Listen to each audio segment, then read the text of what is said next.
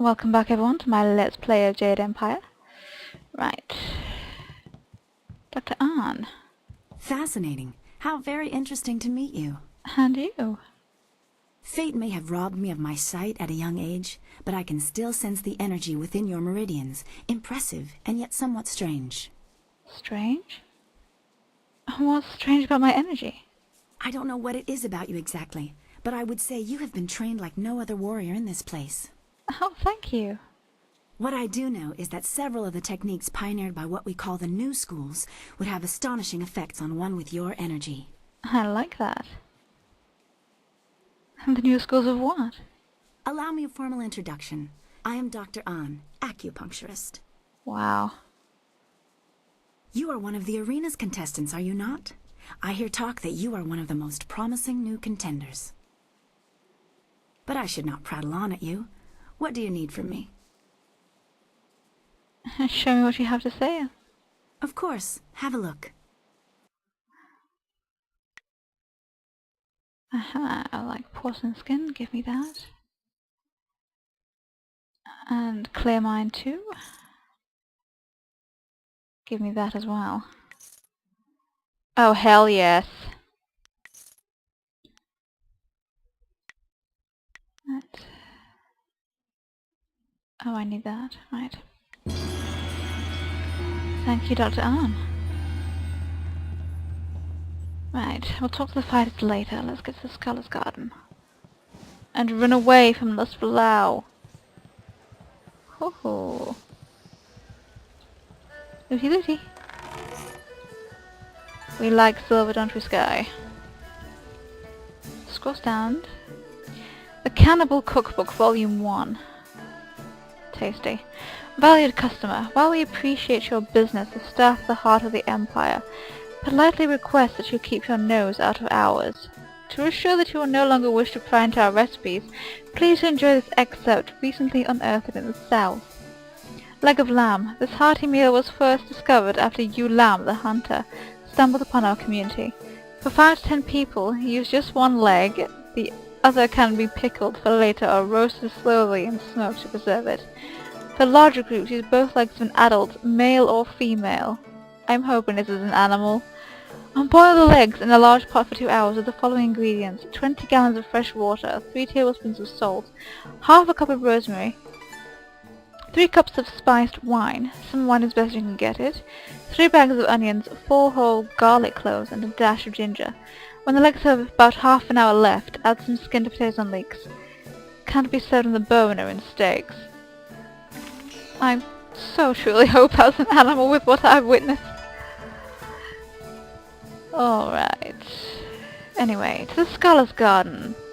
Run away from Laspalau. Run away before he grabs my arse or something. Creepy guy. Tetrafalaria, on the case.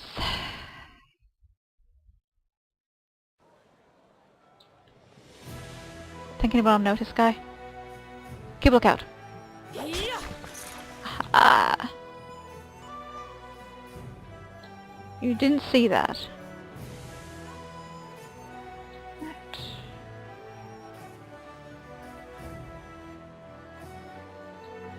Okay. Ooh. Ooh, ooh, ooh. Book. The History of Flight, Volume 4. Sometime after Scholar Xu Wen and his prototype flyer disappeared, an apprentice in the Imperial City discovered the scholar's cryptic notes, detailing the use of the inscrutable power source. The apprentice showed the information to his master, General Sung Tao. Sung Tao was an engineer before he joined the army, and he recognized the potential of the scholar's work. He convinced Emperor Sun Si Wen to fund the project to develop a flyer for use in the army.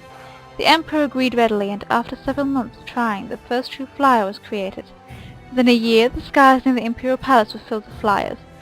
The safety of the new flyers was questionable. It didn't take long for others to adopt and improve on the design. Aha. Come on, me. Get to the Golden Way. Hello, Sky. Autosave.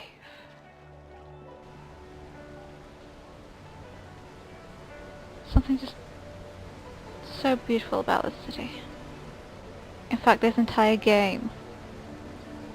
Beggar's Song. I greet you, my lady. I wonder if you might have some silver to spare. But your clothes are expensive, and you speak like a noble. I come from a very wealthy family. As such, I have a certain lifestyle to maintain. Parties, female admirers, lots of wine. You understand. Oh, I know, it's such a hard life. That doesn't explain why you're begging. I have to have an income, don't I? My father looked at my considerable expenses and told me to get my own silver. So you turn to begging? Of course. I am a noble. The shame of manual labor or the stink of trade must not be allowed to touch me, or even waft its way close to me. Oh, you're so arrogant. But there is no shame in begging. How could there be shame? You've got it and I want it. Should I steal it? Never. Simply ask like a civilized soul, I say. Well, I'll give you a silver if you explain this mad philosophy of yours. I am afraid I cannot do that. That would be trade, and I simply will not sully my beautifully soft hands with such. I will tell you for free, however. Beautifully soft hands. Fine, tell me. I read all the greatest philosophers and consulted with wise men before reaching this decision. I assure you the philosophical underpinnings are quite sound. Oh, okay. Wisdom is only gained by experience, wine, women, and song, as it were.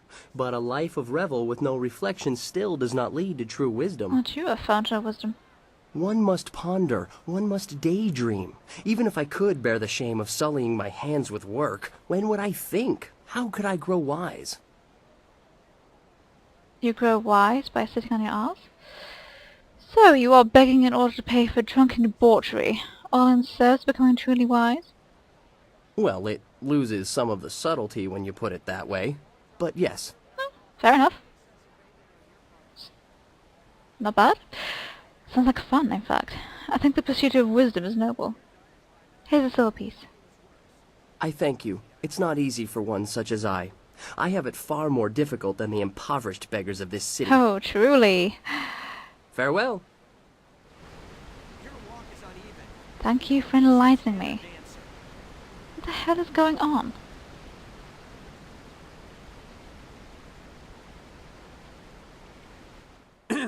Your parentage is below average, and your ancestry is of questionable worth. What are you doing, man? You dress yourself in the manner of a common laborer.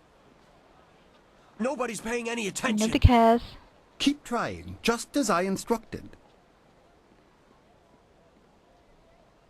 Your physique seems exceptional. Clearly you are a peasant. A noble could afford sloth. What are you doing? Why attempt to insult me? Your breath is like the wind of an ox. Your last meal was of suspect quality.